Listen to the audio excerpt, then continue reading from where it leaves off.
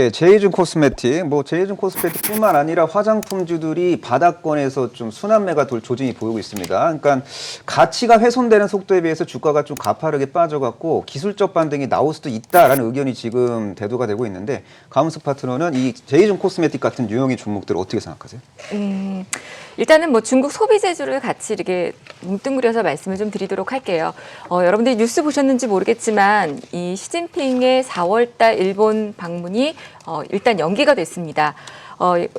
시진핑의 방한을 기대하고 계시는 분들이 계실 텐데 일단은 지금 봤을 때 일본을 연기했다라면 우리나라는 당연히 취소라고 보시면 거의 한 90%는 맞지 않을까? 그죠? 90% 정도 다들 그렇게 생각하실 것 같은데요. 네, 아마도 그래서 일단 방한은 연기가 되는데요.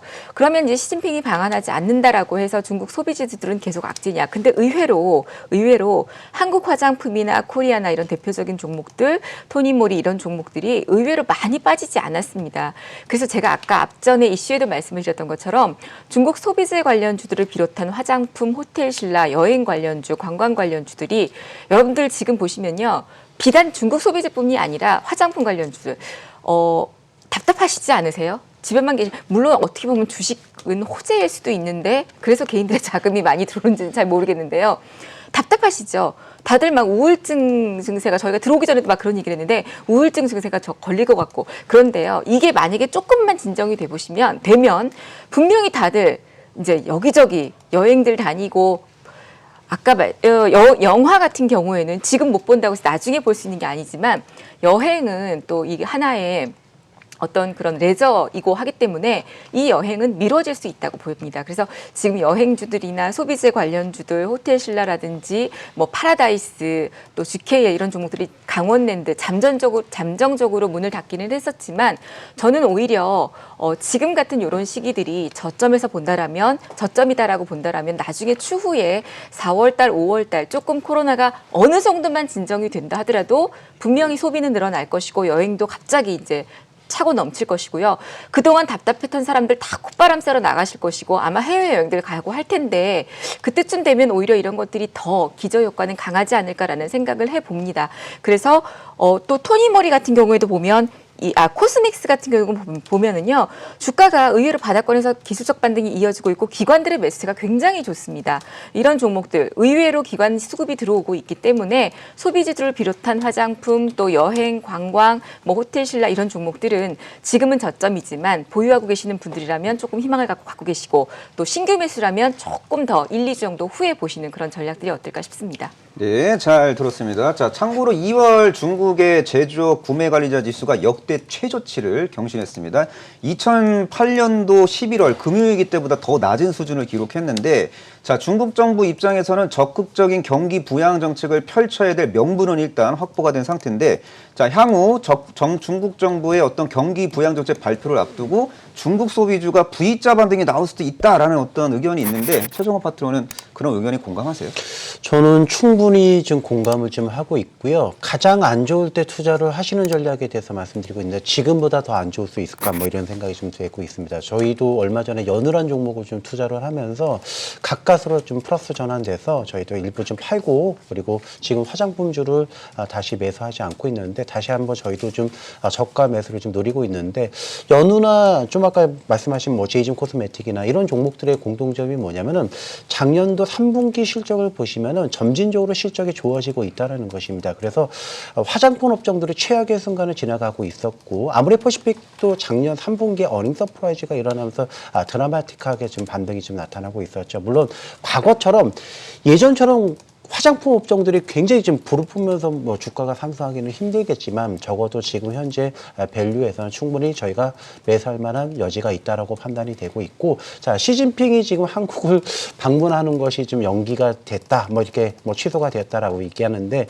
언젠가는 방문하지 않을까요? 그래서 이게 코로나19와 관련돼서 시장의 불확실성이 다시 좀 해소가 된다라면은 상반기는 좀 힘들 것 같겠지만은 하반기에는 시진핑의 방문과 더불어서 중국 관련 내수 소비주들의 상승도 우리가 좀 기대를 해볼 수가 있기 때문에 남들이 매수하지 않을 때 저점에서 그렇죠 공포에서 샀을 때가 가장 수익성이 좋다라면 오히려 조금씩 모아가시는 전략을 말씀드리고요.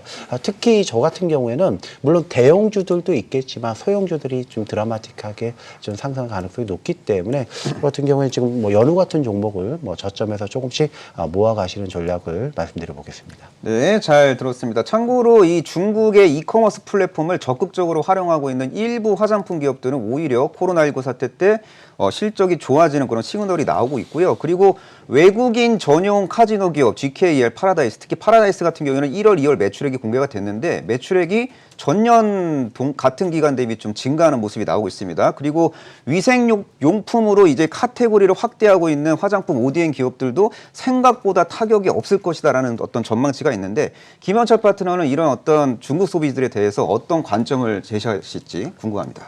사실 중국 소비주들 어렵죠. 그러니까 제가 개인적으로 어렵다라고 생각을 하는 게 앞서 이제 최종호 파트너님께서 말씀해 주신 것처럼 남들이 안 볼 때 매수를 하기가 제일 어려운 것 같습니다. 사실 그러니까 누가 뻔히 봐도 악재를 반영할 만큼 다 반영을 했고 6개월 이후에 주가를 보면 분명히 현 시점보다는 높을 가능성이 좀 높은데 뻔히 지금 시장의 주도주라고 나와 있는 뭐 2차 전지 관련된 종목들, IT 관련된 종목들, 그래도 일부 변동성이 있지만 상승이 나타나는 바이오 관련된 종목들을 조금 더 이제 좋은 가격에 매수를 하면 조금 더 빠른 시간 안에 수익이 날 것을 알고 있기 때문에 이 업종들이 그 화장품이나 뭐 중국 관련된 소비 업종들이 좋은 걸 알면서도 쉽게 손이 나가지 저조차도 뭐 매수를 하자라고 말씀을 드리기가 어렵고 그 다음에 이제 개인 투자자분들도 사실 아무도 쳐다보지 않기 때문에 쉽게 이제 뭐 매수를 하기 어려운 부분들인데 저는 뭐 매수하고선 6개월 정도 계좌를 안 보실 투자분들이라면 뭐 지금 시점은 어느 중국 관련된 종목을 매수하셔도 무관하다라고 이제 좀 보고 있고요. 뭐 당연히 지금 수준이 저점이다라고 이제 좀 보고 있습니다. 하지만 개인적으로 제가 투자를 하고 만약에 어떤 뭐 포트폴리오를 꾸린다라고 하면은 이쪽보다는 저는 뭐 주도주나 성장주를 조금 더 좋아하기 때문에 그쪽으로 좀 꾸리지 않을까 이렇게 좀 보고 있고요.